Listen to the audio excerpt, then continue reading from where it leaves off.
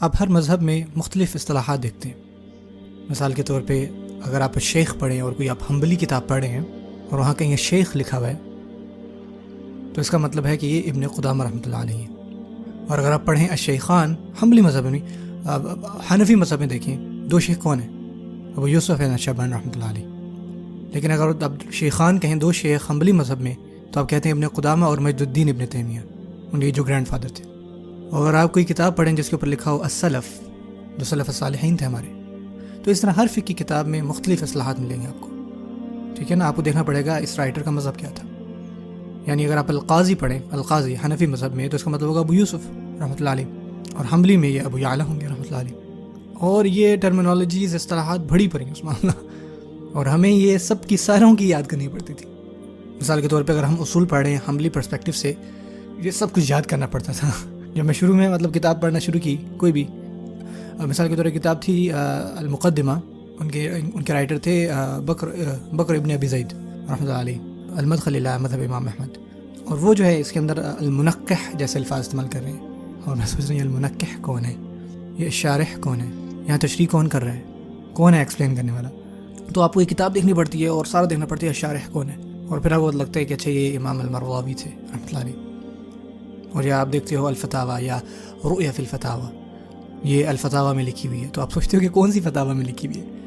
آپ مسائل احمد جو صالح کی کتاب ہے فرام عبداللہ، وہاں سے اس کی بات کر رہے ہیں، یا پھر جو فتاوی ابن تیمیہ رحمۃ اللہ علیہ لکھی ان کی بات کر رہے ہیں. تو اس میں سے الفتاوی میں کیا معنی ہے آپ کا؟ تو یہ ساری چیزیں تو آپ کو پتہ ہونا چاہیے کہ آپ کس کو پڑھ رہے ہو، آپ کیا پڑھ رہے ہو، تاکہ آپ کو سمجھ میں آئے.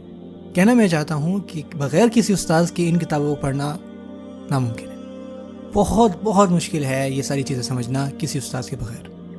اور ہوتا ہے کہ ایک بڑی زبردست عربی مثال ہے، من کان کتابہ شیخہ فہو جاہل. جو کسی کتاب کو اپنی شیخ بنا لیتا ہے تو جاہل ہے. لیکن یہ ایبسلوٹ بات نہیں ہے.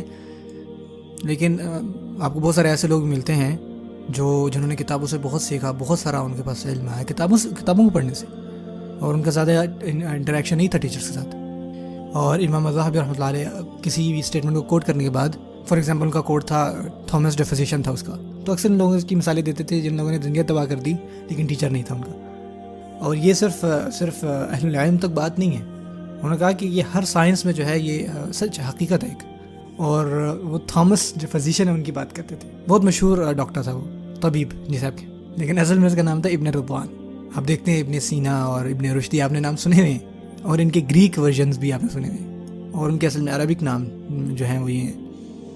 انہوں نے کہا کہ یہ جو شخص تھا اس کو بہت اچھا ڈاکٹر مانا جاتا، بہت اچھا طبیب تھا وہ.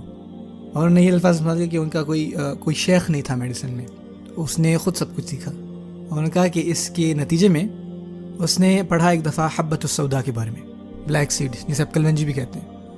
اور جب اس نے پڑھا تو اس کو لگا کہ یہ حبہ نہیں بلکہ لکھا ہوا حیۃ السوداء، کالا ناغ، بلیک مامبا بولتے ہیں اس کو. یہ میں کسی اسپورٹس مین کا نام نہیں لے رہا، ایکچوئل بلیک مامبا جو ہے. تو اس نے حبۃ السوداء کو حیۃ السوداء پڑھا.